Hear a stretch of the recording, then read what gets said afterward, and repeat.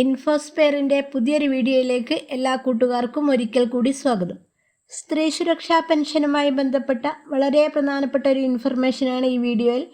പ്രധാനമായും സ്ത്രീ സുരക്ഷാ പെൻഷൻ വിതരണത്തിൻ്റെ രണ്ടാം ഘട്ടമായ 1000 രൂപയുടെ വിതരണത്തെക്കുറിച്ചും അതുപോലെ ആദ്യഘട്ട വിതരണത്തിൽ തുക ലഭിക്കാത്ത ഒരുപാട് ആളുകളുണ്ട്. പ്രത്യേകിച്ച് അപ്രൂവൽ ആയതിനു ശേഷം അക്കൗണ്ട് നമ്പർ തെറ്റി, അതുപോലെ അപ്രൂവലായി മെസ്സേജ് വന്ന് തുക ബാങ്കിൽ എത്തിയില്ല എന്നീ കാരണങ്ങൾ കൊണ്ട് പെൻഷൻ ലഭിക്കാത്ത ഒരുപാട് ആളുകളുണ്ട്. അങ്ങനെയുള്ള ആളുകൾക്ക് എന്താണ് ചെയ്യാൻ സാധിക്കുക എന്നും അതുപോലെ സ്റ്റാറ്റസ് നോക്കുമ്പോൾ ഇപ്പോഴും സബ്മിറ്റഡ് എന്ന് കാണിക്കുന്നവരും ചെയ്യേണ്ട കുറച്ച് കാര്യങ്ങളെക്കുറിച്ചാണ് ഈ വീഡിയോ. വിശദാംശങ്ങളിലേക്ക് കടക്കുന്നതിന് മുമ്പേ ചാനൽ ആദ്യമായിട്ട് കാണുന്നവരാണെങ്കിൽ സബ്സ്ക്രൈബ് ചെയ്ത് ലൈക്കും കൂടി ചെയ്ത് കാണാൻ മറക്കല്ലേ. അപ്പോൾ വീഡിയോയിലേക്ക് പോകാം.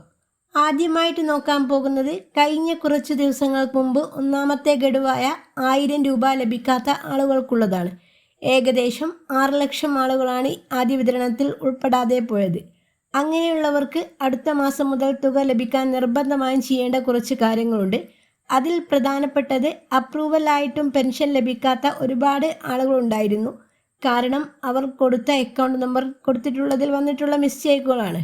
അതായത് അക്കൗണ്ട് നമ്പർ ഒന്നുകിൽ കൂടുതൽ കൊടുത്തോ അല്ലെങ്കിൽ കുറഞ്ഞു കൊടുത്തതോ കൊണ്ടാവും.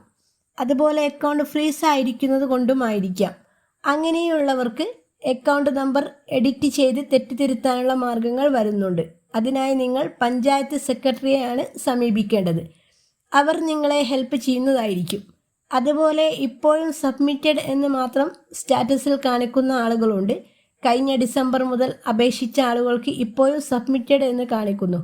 അവരും പഞ്ചായത്ത് സെക്രട്ടറിയുമായി ബന്ധപ്പെട്ട് അപ്രൂവൽ ആക്കാനുള്ള നടപടികൾ എത്രയും പെട്ടെന്ന് ചെയ്യേണ്ടതാണ്.